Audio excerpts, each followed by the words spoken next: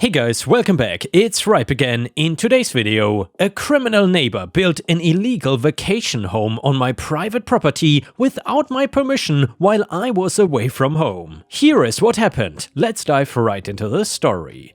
My family has owned a lakeside property for 3 generations. It all began with my grandparents who worked hard to buy this land with the thought that in the future a location like this might be quite expensive owing to just how lush the greenery was there. And they were right, our property is now worth a lot, but my parents never sold it despite going through some rough financial times. Now it is with me, and thanks to my remote work I'm able to live nicely in this place and take care of it while my parents moved in with my grandparents in a property a little deeper in the woods. The best part of this place is enjoying simple pleasures of life. And yes, it's located very far from a bustling city and does not always have all the amenities nearby, but the absolute peacefulness makes up for it. Anyway, this year I decided to take a break from the routine and traveled overseas to visit some relatives. They live in a nice penthouse, which was a good change of scenery, though I quickly realized that I was not meant for the city life. I got back after half a year. Remember, I work remotely, so I can work pretty much anywhere I want, God bless,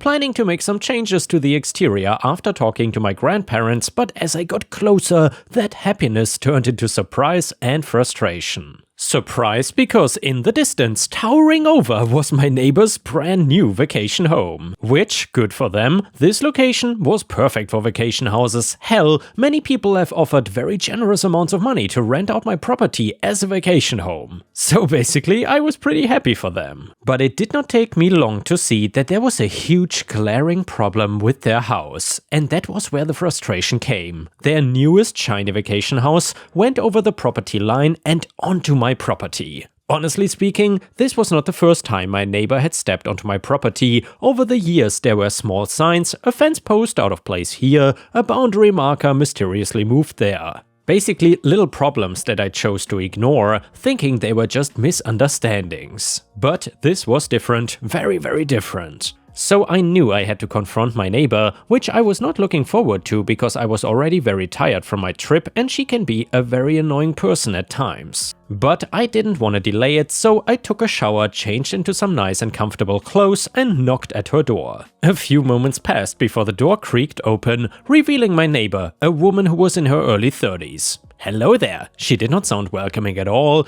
but I could care less. It was clear she knew why I was there, so I decided to get straight to the point. I noticed your new place seems to have crossed into my property. She gasped a little, and God, that sounded so fake I almost rolled my eyes. I knew she was not gonna settle this matter easily.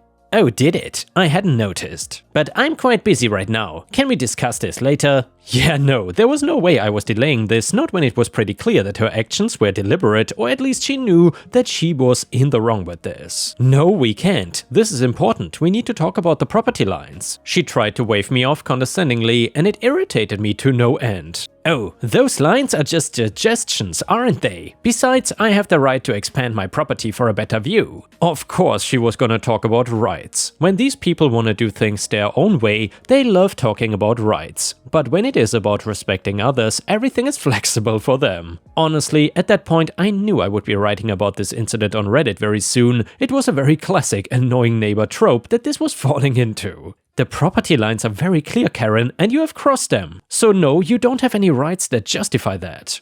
And when their rights line don't work, you know what these people do? They shift the blame. You're making this up. I've been here for years and no one ever complained. Well, that makes the 2 of us then, or many of us, because my entire 3 generations have lived here. Listen, you know you've built on my land, just admit it and fix it. And of course then the classic enrage. You're just trying to ruin things for me. I bet you're making this up. Literally, give me one reason that I could be lying. The only thing I want to make right now is a good dinner and sleep, but you're stretching it out more than it should. This is my family's land, you've encroached on it, end of story, and now fix it. But of course, things can never be easy with these people, and I hate it. Well, I'm not moving anything, you cannot prove anything, and I won't be bothered by your lies. It was clear this conversation was going nowhere. This entitled woman refused to acknowledge the facts, and I could feel my patience running very thin. So I simply turned around and went home and decided to talk to my parents later. Though that later never came because my parents got busy looking after one of my relatives who was sick. I also got busy because some of my friends were visiting and I was having too good of a time to think about this annoying neighbor. It was clear she had no intentions of rectifying the encroachment. Instead, she doubled down on her defiance. She started to harass me in a way only bored people like her could. Fake noise complaints. It started subtly with a knock on the door from local authorities claiming that our laughter and conversations were disturbing the peace. So we promised we would adjust our activities, opting for a quieter enjoyment at night. However, the harassment persisted. Soon, every step we took, every word we spoke near the lake seemed to trigger another noise complaint. This entitled neighbor took advantage of local ordinances and started ruining all our fun moments. I tried reasoning with her, but she ignored me as if I was the one causing her problems. So I hired a professional surveyor to accurately outline the property lines, leaving no room for dispute. I then sought legal counsel and engaged a lawyer to draft a cease and desist letter. In the letter, my lawyer articulated the facts of the encroachment, emphasizing the legal ramifications of trespassing onto our property. The message was clear: stop the encroachment immediately or face legal consequences. It was a last-ditch effort to resolve the matter cordially before escalating the dispute further. I had hoped that it wouldn't come to this point, that a simple conversation would have sufficed.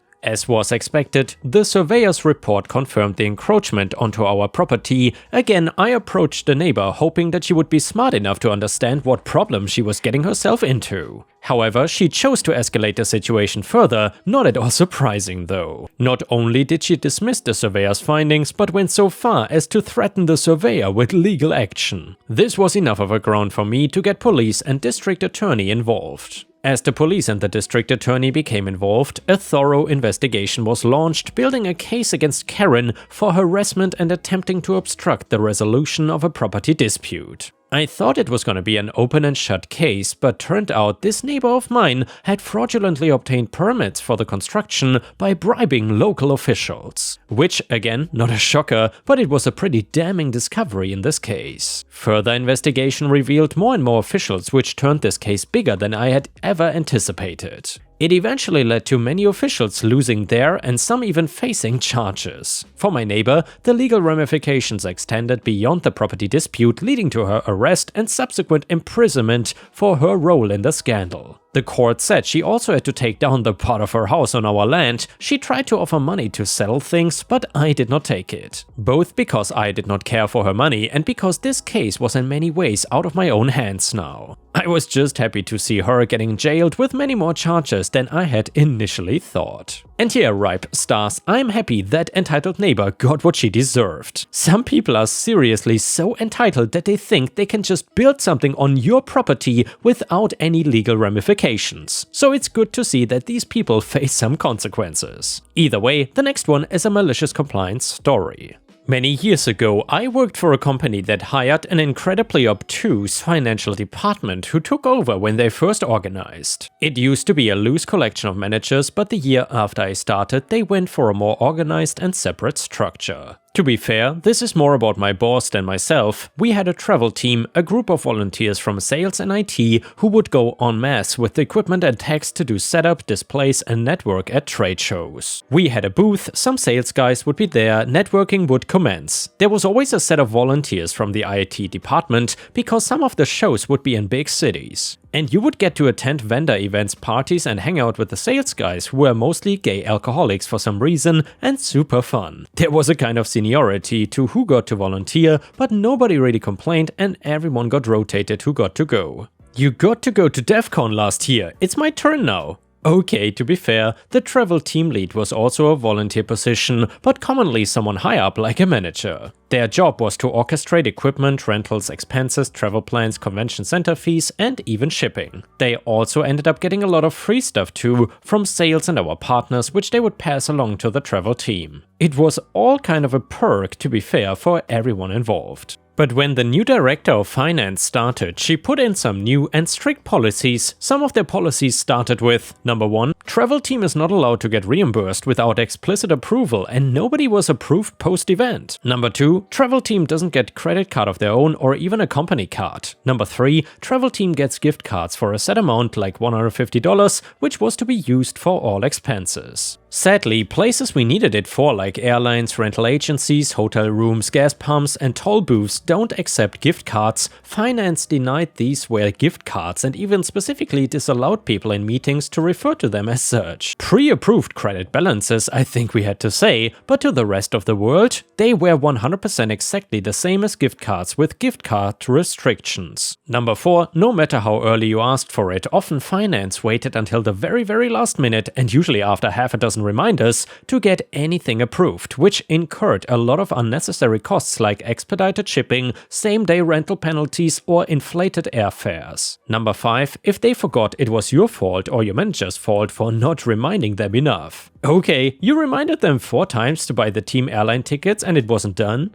Should have reminded them 5 times, so it's your fault. This was all in response to the Director of Finance's claim that it would reduce fraud, an issue that, as far as anyone could tell, had never happened. The director had this Dolores Umbridge approach that somebody somewhere might get away with something. She was a patronizing git with a smug grin and this annoying head waggle when she downsplained something to you. So we will call her Dolores. Before her, the travel team would just submit receipts and get reimbursed. Dolores put an end to that, specifically saying the previous lead of the travel team was just gonna spend all the money on steaks and wine. He understandably told her to go F herself and quit the company when the dust finally settled. In his wake, Dolores used his free stuff from vendors as a shining example of stolen opulence and swag hoarding that she put an end to. Oh, behold the mighty on his throne of Airborne Express stress squishies and free Uline catalogs. That left my manager to take over his duties, and he'd never done travel team, so he really wasn't sure how it all worked and didn't push back on Dolores at first until he was forced to travel with the team.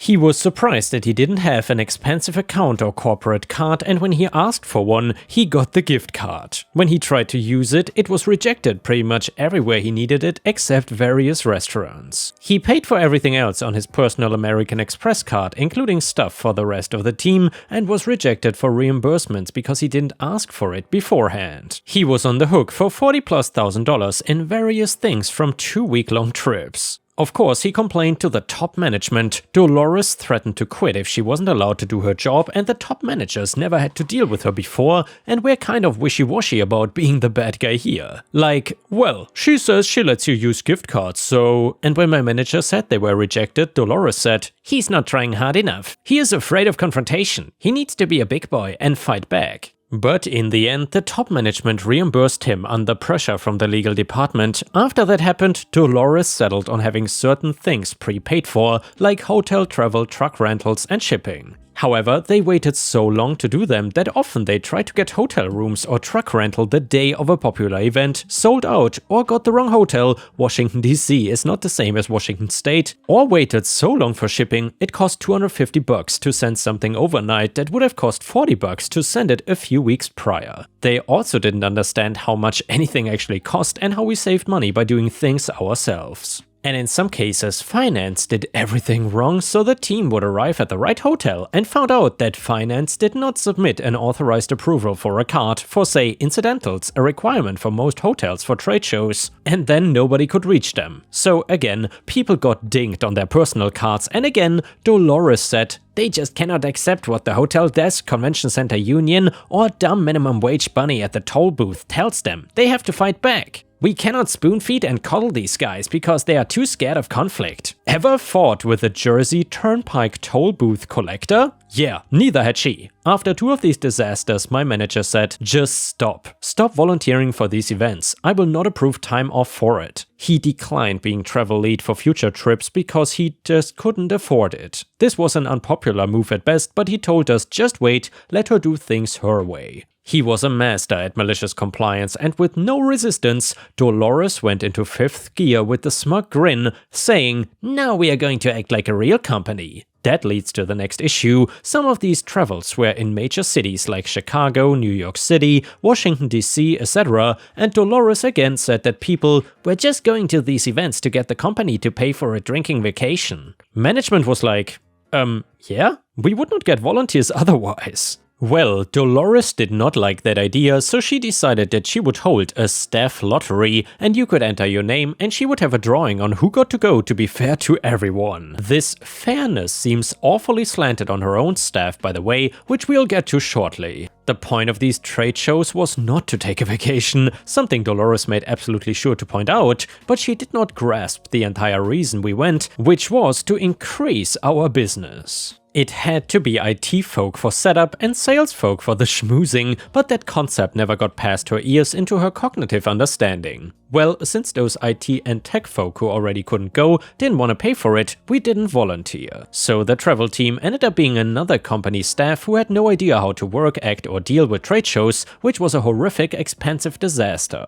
Imagine the administrative assistant for marketing on the 5th floor winning a ticket only to find out that she had to pay for everything. Plus, Dolores always sent one of her own to keep an eye on everyone, but none of them knew how trade shows worked either. They only knew how to kowtow to Dolores and her control issues. What's a union fee, what is corkage, and no, we didn't approve some union to give us power, you plug your booth stuff into an outlet or something. They won't let you? Who is they? Well, then stop using TV screens in the booth. You don't need them, we don't sell TVs anyway. Did you know that if you have a conflict with an event center union and declined their help, they charge you anyway at max rate? Yeah, Dolores and her team didn't know that either. And let me tell you, paying those guys a few $1,000s ahead of time is a lot cheaper than just letting them charge you fines afterwards. Oh, she tried to fight back because she was not afraid of a little conflict, but then lost heavily. Ironically, despite Dolores stating otherwise at great length,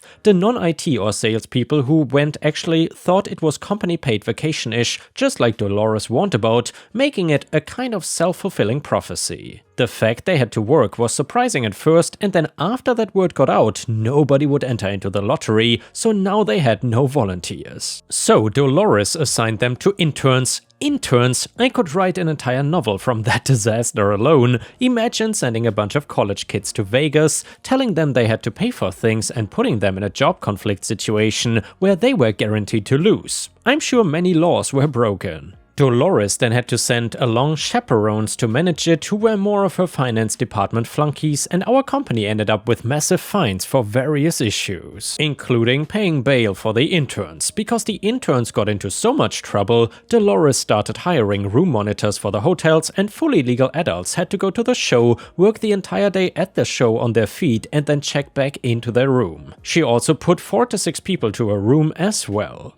Like they were a high school band or something. She even had breathalyzers bought for it to make sure nobody was drinking. Adults. She treated adults like this. This was brought up by the sales team as a PR nightmare, and my boss said, "Just wait, okay? Let her hang herself." The first year of this, the travel team's expenses increased by over 4,000%. You heard me right there, 4,000%. Trips that used to cost $3,600 were now costing $144K or more, often because of late-minute fees and penalties. The travel team expenses went from $110K annual on average to over 2-point-something million. Because crap was handled so badly, we lost a lot of our booth slots and booth renewals, so we lost half our trade shows and looked like idiots to our clients. The main reason we went to those trade shows in the first place was for networking, so there was literally no reason to go anymore. This was pointed out to Dolores multiple times by the sales team, so she doubled down and cancelled the travel team after just 1 year. Finally, top management got involved, who actually fought with Dolores for a year until she retired for personal reasons and to dedicate herself to her family. Then it took nearly 2 years to rebuild the travel team from scratch. People got corporate cards, travel team lead became an actual job, and when we hired one, she handled all the financial stuff for us, so it was much better and saved the company a ton of money in her first year, and there was much rejoicing.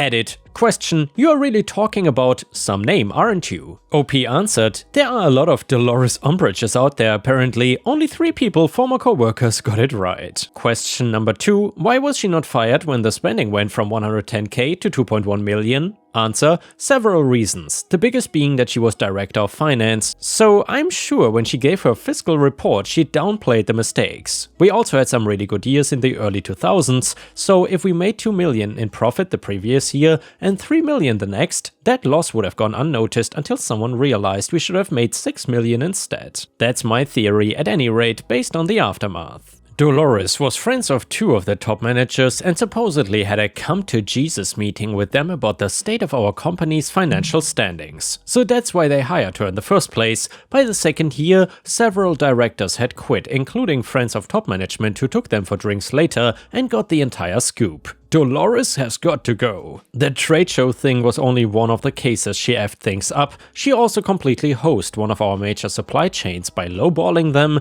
and making a few enemies that nearly destroyed the company, and gave away some of our more lucrative contracts with vendors to competitors because that broke their anti-competitive clauses. There were more issues, but that comes closer to identifying some people, which is a huge no-no here. Another question: what happened to the Christmas party?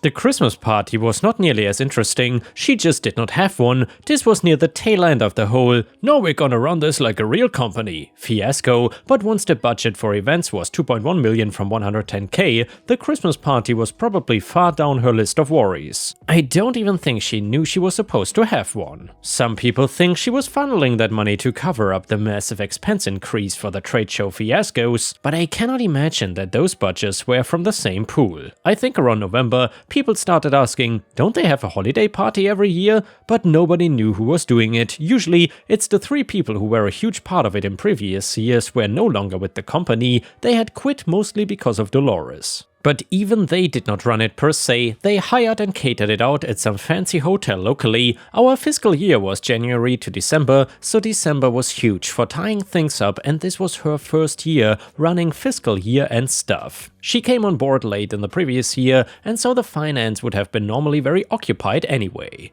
Question: how was she let go? Well, she just gained too many enemies in the company. It took a while, but after she had been with us for a year and a half, she accumulated too much negative drag on her inertia to get things done because there started to be a very strong passive resistance. This caused her to spiral out of control and try to start a coup, which gained no traction and singled her out as being mildly unhinged to say the least. By the time her 2nd anniversary came and went, she started taking sabbaticals until one of them became permanent. Her assistant took over but then was let go, and they brought in some consultant group who started a new financial team. They were the ones that suggested someone have the table team lead as an actual separate paid job. The woman who got hired and ran that was amazing. Question: is it true that she tried to sell keychains and pens? Answer: no one asked this, but a former co-worker reminded me that she was appalled that we were just giving away some of our normal booth freebies like stickers, pens, shirts and keychain flashlights. She demanded we charge at least a nominal fee for them, but from what I remember, nobody followed that mandate. I personally know that she sent out a memo admonishing employees that a lot of the keychains were missing and she was seeing them on people's desks. Those cost the company money and wanted to charge employees $3 for them, but apparently she wanted to charge people at the booth as well. And yeah, ripe stars, honestly, reading these stories, it makes me wonder how many incompetent people work at such companies. Seriously, the people in charge for hiring those kinds of people should be fired as well. If I would run that company, I would give myself a massive facepalm. And with this, we have reached the end of the video. However, if you cannot get enough of my content, please check out my endless playlist, where you can find thousands of hours of content. In addition, please don't forget to subscribe to my channel to not miss any of my daily uploads. Thank you so much in advance, and I hope to see you again tomorrow.